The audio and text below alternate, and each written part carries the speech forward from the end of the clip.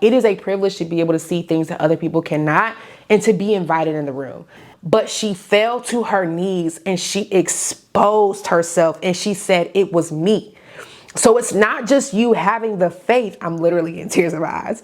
It's not just you having the faith to be in alignment and to have the belief, but it's also you being willing to drop to your knees and say, it's me. That's a big deal. That's a big deal. Hey y'all, this is Kelly Marie. We're going to be doing a Bible study together today. This is from Mark chapter 5, and I have titled this Blessed Behind Closed Doors. I don't know what the title is going to be when I get it to YouTube, but Blessed Behind Closed Doors. Because as believers, especially as business owners and leaders, which is who I primarily speak to, there are a lot of things that we are shown that is not shown to other people. There's a lot of things that we are shown that are not shown to other people in our circle, or other people that are even considered to be close to us, not close to us. And so we are, privileged to receive blessings but also to receive communications that other people may not understand because God showed that to us, not to everybody. And we use the word like visionaries as a term to define that, but we don't really, dive deep into like, what is a visionary? And I see a lot of people call themselves that. And it's a great thing. Like if you receive visions, whether that be through your dreams or even during the day, like you just see things or you just hear things like, that are from the Holy Spirit, like that is a blessing. It is, it is a testament to how spiritually in tune you are. But yeah, like sometimes we don't treat it in the way that it should be treated. And so Mark chapter 5 is a really good showcase of that, because sometimes the healing is completed with the testimony. And sometimes you are told like you're healed, but then you're told not to say anything. And I think for us, it's really important for us to follow those instructions, whether it leans one way or the other. Yes, say something. No, don't say something. We need to follow the instructions. What I see a lot of times happening is that God has told you to share something that has happened to you as a testimony, or he has told you to share something that he's done for you and you don't share it because you want to be a private person or you want to be in privacy, or maybe you grew up in a home that, you weren't allowed to say certain things. And I've had this conversation a lot with clients recently, but if you grew up in an environment where you weren't allowed to like really talk about things that were happening to you, and now you're put into a position where God is saying, go testify, go tell my testimony, go talk about all the things, good things that I've done. And you'll see this as we read through chapter 5 of Mark. But there are a lot of times where God says, go tell someone something, and your healing is not complete until you go testify, until you go tell your testimony, because there are two major things that are happening. Like everything at any point in time is happening for us to, one, glorify God, and for us to, two, win souls for the kingdom. And testimony is one of the strongest ways for you to do that. So here we are. And I am testifying and I'm sharing my testimonies and it's all coming out and people are like, whoa, 2024, like you are coming hard. And I'm like, no, I'm just pouring out. Like that's what's happening right now. Okay. I've been pouring out. We are 7 weeks into 2024 and I have been pouring out thus and pouring into my audiences on all platforms, and literally I have been exposed to millions. Like when I look at the backside of my analytics and it's how many impressions have you had? How many people's profiles have you touched in the last 28 days? 2.2 million. The pouring out is happening, okay? And I've been telling all of my friends and everybody who's connected to me, I'm like, get ready to be seen. Get ready to be seen. Like this year is going to be something different. We are about to be pushed to the forefront into visibility because we are pouring out and glorifying God. Like if you have a fear of being seen, you're going to have to get out of that this year, because this is the year that you get put on stages. And if you really want to impact thousands of other women, you're going to be put into a position where people are going to see you. And it is your responsibility to build the influence. And it's your responsibility to carry the gift and to carry the blessing and to really like study and meditate on the word day and night. Let's go ahead and jump into Mark chapter 5, verse 1 through 43. It sounds like a lot, but I promise y'all it's not. It took me about 30 minutes. Okay. So here we go. Mark chapter 5 starts with Jesus sending demons into a herd of pigs. And I'm reading out of the New International Version. Okay.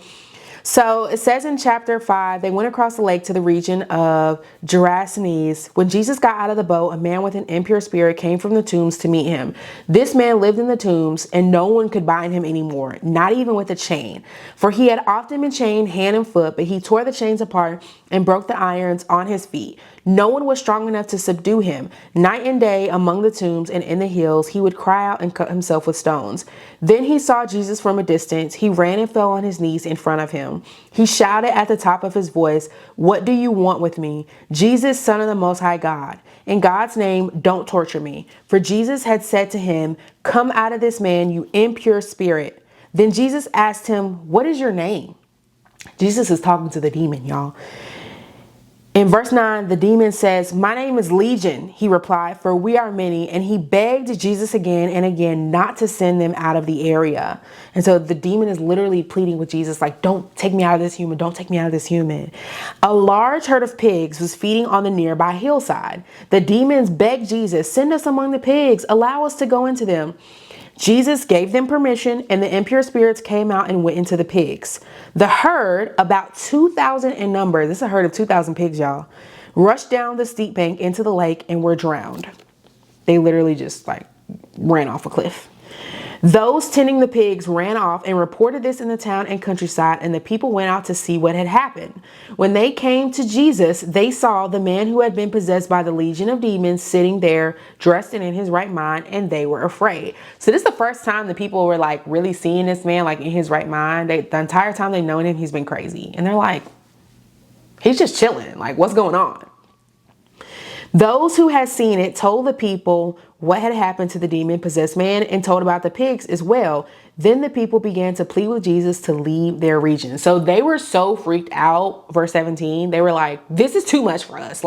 We just lost 2,000 pigs. We ain't got no food. We ain't got no herd. We ain't got no livestock to sell. And now this man is just sitting here nothing ever happened. It was just too much for them to fathom." Sometimes when Jesus does things, it's too much for people to understand. And so they say, well, he got to go. We don't want him. Even though it's Jesus, in that moment, they're just so overwhelmed. And that's why Jesus doesn't tell everybody everything. God doesn't give everybody everything, because some people they're at a place in their life when they can't handle it. This happens a lot. I talked about it on my threads, but this happens a lot when you start to experience a deeper walk with Jesus and you lose friends and you lose, certain family members. They don't want to talk to you anymore. It's too much for them. You know why? Because it's beyond their understanding. You're at a deeper level of spiritual maturity, and it incites a fear in them that they don't some people don't understand things.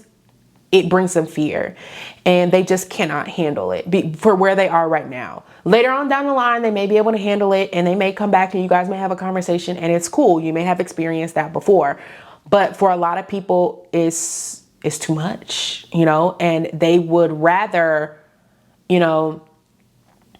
be without Jesus than be with him. And it sounds insane when you know him. Why would you say that? Why would you feel that way? It sounds insane, but it's just true, and it's the way that it is. But eventually they will come around to it when they're able to understand Jesus in their own time, which is why when I have situations I don't really have situations like that now, but what I tell people when I come in contact with people who don't know Jesus, and you really don't know how deep people know him, but when I come in contact with people who will tell me, "Hey, I don't know Jesus," or "I don't know a lot," I say, well, just read the Bible. Start wherever you feel comfortable. So I don't overwhelm them with "Hey, read the Bible or you're going to die. You're going to hell." I don't do all that. That's not necessary. Tell people to start where they are. It doesn't have to be this big old scary thing that people make it out to be. Although these people did just see Jesus cast out a demon from a man into some pigs. That is a lot. That's a lot, okay? In verse 18, it says, as Jesus was getting into the boat, So he was like, he didn't even say, no, I'ma stay, y'all need me. He was like, oh, you want me to go? See y'all next time. Like, he was gone. The man who had been demon possessed begged to go with him. So he was like, take me with you. Like, you know. And Jesus did not let him, but said, go home to your own people and tell them how much the Lord has done for you and how he has had mercy on you. So the man went away and began to tell in the Decapolis, which is where he's from, how much Jesus had done for him, and all the people were amazed. So his assignment, like that man in his assignment, like he wanted to go with Jesus, right? But like his assignment in that time was like, go testify. Go tell your testimony, like tell other people what has happened. So we continue in verse 21. Now we're shifting into another miracle. This is Jesus heals the bleeding woman and restores the girl to life. You guys probably know these two stories, but I'm going to read them anyways, directly from the scripture. So in verse 21, when Jesus had again crossed over by the boat to the other side of the lake. So he got in the boat from one side of the lake, went to the other side of the lake. So it wasn't that far of a journey. A large crowd gathered around him while he was by the lake. Then one of the synagogue leaders named Jairus came, and when he saw Jesus, he fell at his feet. He pleaded earnestly with him, my little daughter is dying. Please come and put your hands on her so that she will be healed and live. So Jesus went with him. So Jesus was actually on his way to heal the dying girl, but a miracle happened during the journey. Baby, it's a message in itself, but we don't get to that stuff in a second. Okay, so Jesus went with him. A large crowd followed and pressed around him, and a woman was there who had been subject to bleeding for 12 years. She had suffered a great deal under the care of many doctors and had spent all she had. Yet instead of getting better, she grew worse. When she heard about Jesus, she came up behind him in the crowd and touched his cloak because she thought, if I just touch his clothes, I will be healed. Verse 29 says, immediately her bleeding stopped and she felt in her body that she was freed from her suffering. At once, Jesus realized that power had gone out from him. He turned around in the crowd and asked, who touched my clothes? You see the people crowding against you, his disciples answered, and yet you can ask who touched me? When I read this, I was instantly offended. Like, how dare you answer my God in that way? Like, who do you think you are? If I say who touched me, you don't say who you think touched you. You look for the person who touched me. I really wanted to slap all the disciples. It happens a lot. I be wanting to slap the disciples. But Jesus kept looking around to see who had done it. Then the woman, knowing what had happened to her, came and fell at his feet and trembling with fear, told him the whole truth. He said to her, daughter, your faith has healed you. Go in peace and be freed from your suffering. While Jesus was still speaking, some people came from the house of Jairus, the synagogue leader. Your daughter is dead. So let's end verse 34. He said to her, daughter, your faith has healed you. Go in peace and be free from your suffering. So she touched the hem of his garment. She was healed. A lot of us know that story. Okay. He told her, go in peace and be free from your suffering. Like, you good, you're done. Okay. It continues on because remember, he was in the middle of going to work a miracle while this other miracle happened. So in verse 35, while Jesus was still speaking, some people came from the house of Jairus, the synagogue leader. Your daughter is dead, they said. Why bother the teacher anymore? So the people came out and said, she's dead already. She died on your way here. Like, it doesn't even matter anymore. Okay. 36, overhearing what they said, Jesus told him, don't be afraid, just believe. Okay. So Jesus said, boop, hold on now. Y'all said it's done, but I didn't say it was done. Okay. Verse 37 said, he did not let anyone follow him except Peter, James, and John, the brother of James.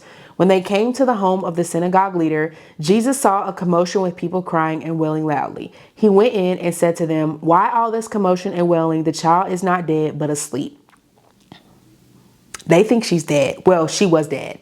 But Jesus told them, hey, she's not dead. She's asleep. Okay. And we're going to get to this in a second.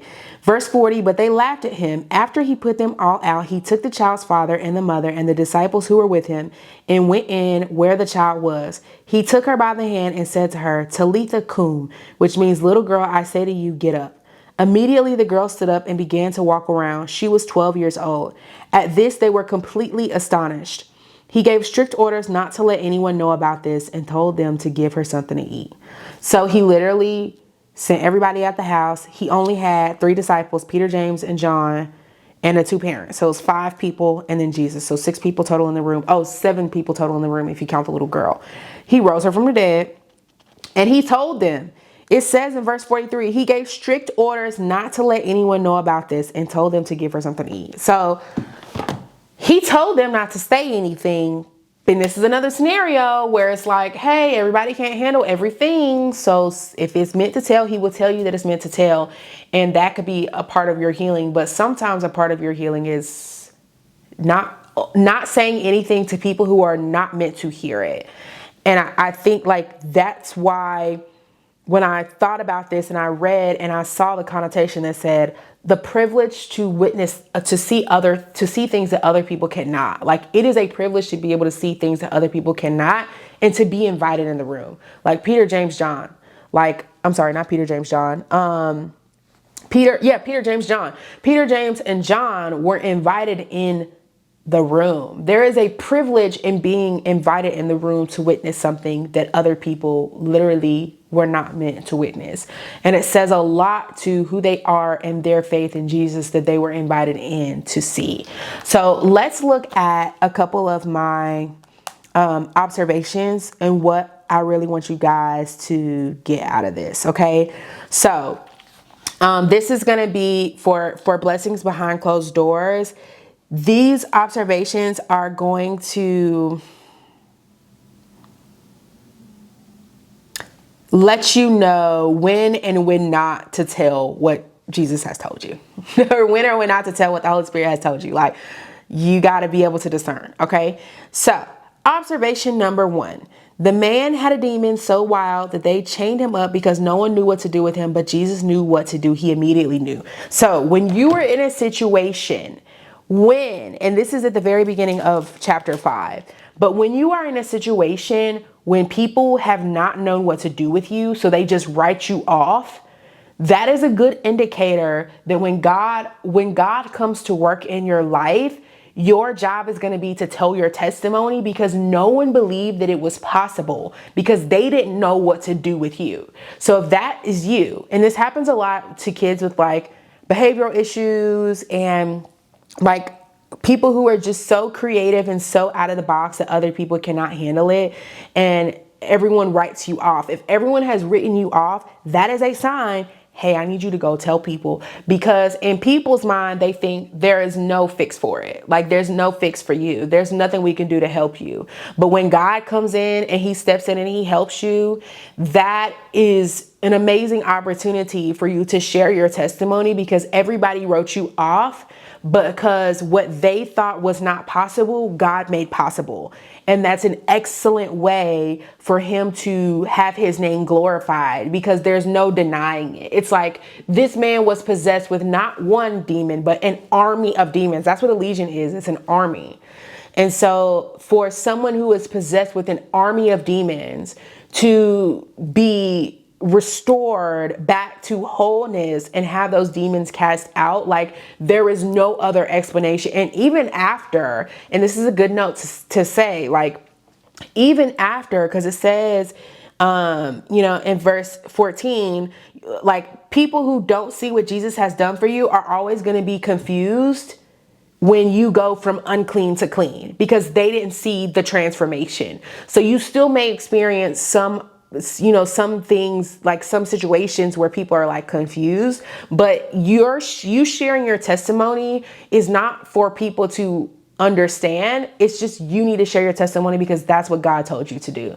Some people are going to understand. Some people are not going to understand because they're going to be fearful of what they don't get. But they don't get it because they don't have the spiritual discernment. So although you may share it right now and say, this is my testimony, this is what happens to me, and they don't understand it, they're like, that's not Jesus. You did that on your own. Like, whatever.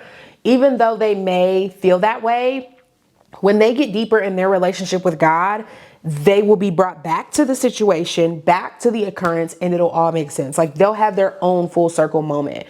But you cannot not share your testimony because you think other people are not going to understand or other people are not going to identify. Here's the beautiful thing about sharing your testimony, though, when God has told you to share your testimony. The person who needs to see it, the person who needs to hear it is going to see it and they're going to hear it. Like, you don't have to worry about that part. And this is what I tell all of my clients who are coaches and service providers and business owners, like, share your story. You may think that even if you only got 100 followers, 200 followers, 1,000 followers, whatever you got, that it's not going to matter to those people. But you don't know each of those people. Like, you don't know who's watching you, who's not watching you at any given moment in time. The algorithm is showing your content to people all over the internet. God is working the algorithm, okay? God is greater than the algorithm. I say this all the time. He is going to show your testimony to the people who need to see it, okay? I've only got 47,000 followers. I've been exposed to 2.2 million people this week, and all of the posts that they were exposed to were pieces of my testimony at different parts of my life. None of it was talking about my business and selling and none of that. It was all my testimony. He put that piece of content in the place where it needed to be for the person who was able to understand it. Now, with that being said, of course, there were people who didn't get it. They were like, I don't get it. I read the caption. I still don't get it. You're not there yet. It's totally fine. I used to take offense to it. I don't anymore. Like, sometimes people who don't see things happen or have not seen Jesus work, they really not have seen God work, like for real, it's never going to make sense to them. Okay. So just be aware. But if that is you and people have written you off, publicly written you off, that is a good sign that your testimony, when you have been cleansed and the demons have been cast out, like, it is your job to go and tell. Okay. So that's your first sign. You should tell. All right. So second thing. Okay. Verse 27, my second observation, the power of belief and faith will make it so. This woman who touched the garment of Jesus, right? She was healed like 100% based off of faith. Like, he was not even coming to heal her. Like, Jesus's intention was he was going for somebody else. But because she was in the pathway and she was faithful, just touching the hem of his garment healed her. If she didn't have that type of conviction that Jesus had that power, it would not have happened for her. Literally, her faith healed her. Sometimes when you see that other people are experiencing godly things and they're experiencing miracles and they're experiencing faith, because if you just have the faith and you just have the conviction and you are simply in alignment with other people who are in alignment, you can experience a blessing by proximity. And that's literally what happened to her. She experienced a blessing by proximity, and Jesus didn't even see her. Like, he did not even, do y'all understand that? Jesus did not even see her. He was not on his way to her. He was on his way to somebody else, but she was in alignment. And when she touched the hem of his garment, Jesus said, who touched me?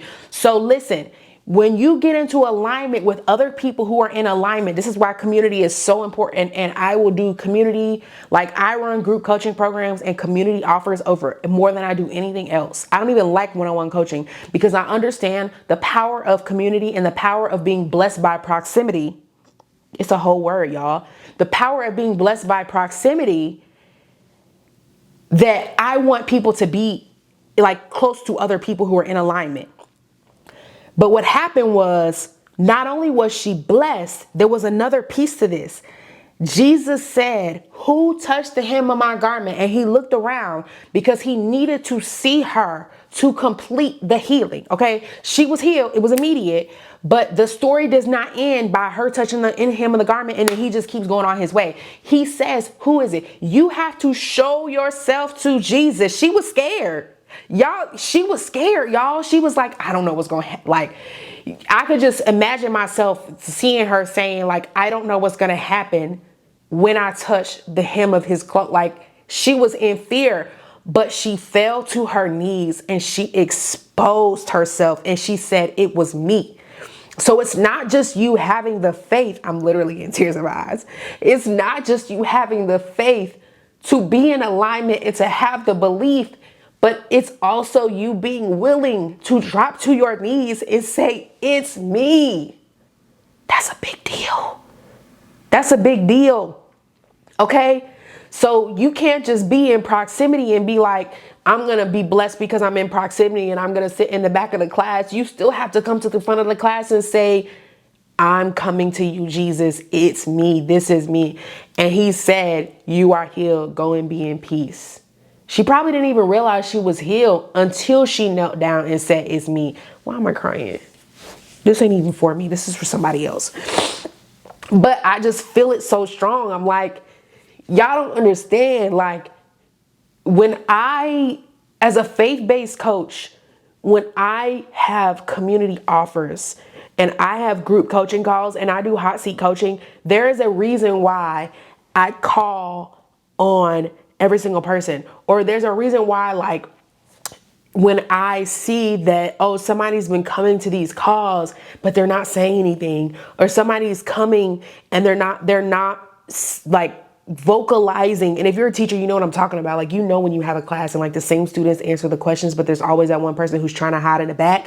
And that is the person who needs you to call their name, right? So that they have that opportunity to do that, like to say what they need to say. But like, y'all, I'm telling you, you may have been blessed and not even know that you were blessed because you did not kneel and say, here I am, Jesus. Like, it's that simple. So it's your second sign. Like, if you have had this faith that you have been healed, you may not even be aware that your problem has been solved unless you get down and say, here I am, Jesus. So it's not, in the first scenario is, how do I know if I'm supposed to go tell? Okay, God's going to tell you to go tell, right? And for everybody who wrote you off, they all need to hear that. In the second scenario is that not necessarily that you need to go testify, but you need to let Jesus know that that you have faith. Like, you have to bring that to him. Like, you have to go back to Jesus and say, I am asking you, I am believing you, like, I have this faith in you. Like, you have to go back and almost like bring that testimony full circle. Okay. So it does need to be vocalized. It needs to be vocalized. Not necessarily I'm going to go tell it to other people, but I'm going to go back to Jesus and say, it's me. I'm here. Thank you. Like, gratitude. Okay. On a whole nother level. All right. It's my last observation. I'm not going to go crazy. Okay. Man, that hit me. Third observation, like, how do I know if I'm supposed to go like tell, or if I'm supposed to share, right, this vision, or share these things that have happened to me? All right. And this is the observation from verse 35 through 39. And this is when the people, after Jesus has that encounter with the woman, this is when the people that were at the home with the girl come and they say, she's dead. Like, why are you still bothering with the teacher? It says in here, right? It says in here. I'm going to turn to the right page. In verse 35, while Jesus was still speaking, some people came from the house of Jairus, the synagogue leader, and they said, your daughter is dead. They said, why bother the teacher anymore? Your daughter is dead. Why bother the teacher anymore? When it seems like the fight is over and the verdict has been given, there is still room for God to do what he came to do. But the non-believers got to be removed. For this, everybody is not meant to witness. Jesus had 12 disciples. He only took 3 in. Everybody is not meant to witness. Okay? I want you to notice that. Jesus came to them and said, keep believing, keep believing. This is why you got to be in constant communication. He's going to reassure you that the end is not the end, because somebody else is going to come to you and tell you that it's the end, but it's not the end. Jesus is going to tell you, no, keep believing. I'm not done yet. I'm not done yet. Some of y'all it's hard because you like, so-and-so told me and so-and-so told me and so-and-so. You get them out the room, because Jesus is going to tell you it's not over. And they're not meant to see what he's showing you or what he's about to show you. Okay. Everybody cannot go with you. But here's what I want you to see. Jesus is going to cover what he's told you to keep silent with a story that is believable enough for the measure of belief that your audience has. He may tell you this. This is how you know it's not meant to be shared. If he tells them something else and tells you something different, that means that what he's told you is not meant to be shared. Because if he wanted it to be shared, then he would have told them and told you the same thing. So if he told them, oh, that little business idea that you have is not going to work, but you know that he already told you this business idea is going to work, that means that whatever he's working in your life is not meant to be shared with those people. Because if it was, then he would have told them, yes, it is. And he would have told you, yes, it is. Okay. So the difference in between this third, scenario and the first one, right? Because the first one was he didn't tell those people anything. Those people just couldn't believe it because they couldn't believe it, right? They just couldn't fathom it. But Jesus didn't say anything to those people. Like, they witnessed what they witnessed. They had a conversation amongst each other. Jesus never actually said anything to those people. The only conversation between Jesus and the people that witnessed it was the people telling him to leave. And he was like, all right, bye. That was it. But in this third scenario, Jesus did tell the people. He did talk to the people, and like he told them, she's not dead, she sleeps. So he told them one thing, and when they left, and who was left in the room was the two parents, him, the girl, and James, Peter, John. Like, he told them something different, and they witnessed something different.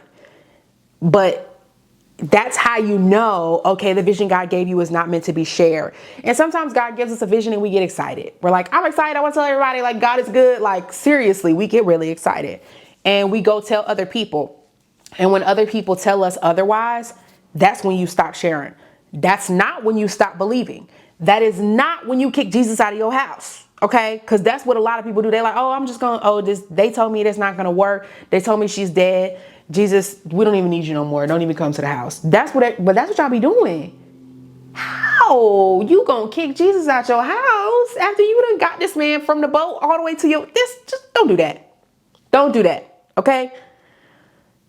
When they say it is done, that does not mean that it is done. And Jesus will tell you, no, it's not done yet. Okay?